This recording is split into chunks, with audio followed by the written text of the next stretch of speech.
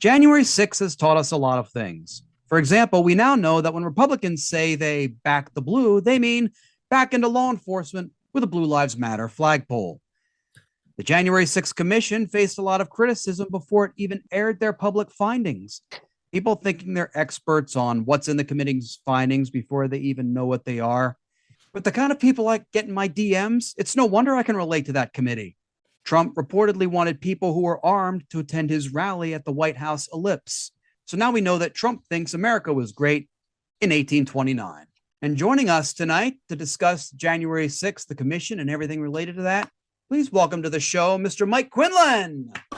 Yay! Good evening. How are you? Doing all right. Mike, thanks so much for coming on to the show. It's a pleasure. It's an absolute pleasure. Yep. So what are your thoughts on, have you been keeping up with the January 6th Commission and everything around that? Yeah. I mean, I guess I'm a little disappointed that it doesn't appear that much is going to actually get done before the midterm elections. I just really want truth and justice, I think the issue is you can't deny that the Democratic Party has been a little, especially here in Baltimore, has been horribly inefficient relative to the constituencies. But I'm certainly not willing to sell my soul to a bunch of racists by any stretch of the imagination. Yeah, I mean, I noticed that like you're pretty outspoken a lot on social media. Like I know, a little bit. Like, yeah, you were one of the first people heavily critical of that I saw anyway, who was heavily critical of Catherine Pugh, the former mayor of Baltimore, before she got caught up in all those scandals. So mad props to you for that, definitely. I mean, you know what you got to do, dude? You just got to walk the walk, right? I mean, seriously, the Democratic Party in the city is terrible. But again, it doesn't mean that I'm willing to just move to the opposite side. I'm more agnostic, I think, than anything else. I'm a glibberal. That's what I am. I'm kind of frustrated with all of it. And I was thinking about the other day prepping for this. I'm not really sure I've ever registered as anything other than an independent, to be honest with you. I've certainly voted for Democrats. There's no doubt about that. I'm not sure if I've ever voted for a Republican. I can't really remember that, but it's been a very long time if I had.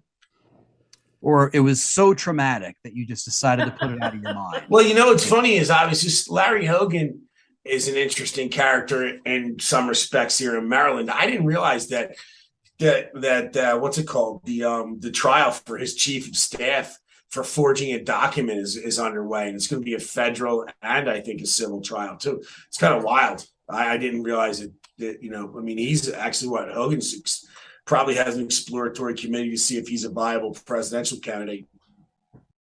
He's in the right party to do it then. I mean, if it's just the one scandal versus the other, I mean. Right. Yeah, no, unfortunately, I think you're spot on about that. I mean, it's, there's not a whole lot of bathwater to throw out with this baby here. Yeah, and it's strange because like Hogan, when his father was in Congress, he was, I think, the only Republican on, I think it was the House Judiciary Committee or one of those investigative committees to vote for all three articles of impeachment against Richard Nixon. And then he was even county executive of all counties, Prince George's County at one. This is Hogan's father. And, we think of that as a very strong Democratic county. And it's just weird, like how quick that the Republican Party can lose their moderate status. I'll be interested to see if Andy Harris is able to retain his seat on the Eastern Shore in the House of Congress. As one of his constituents, I will be very interested to see that as well.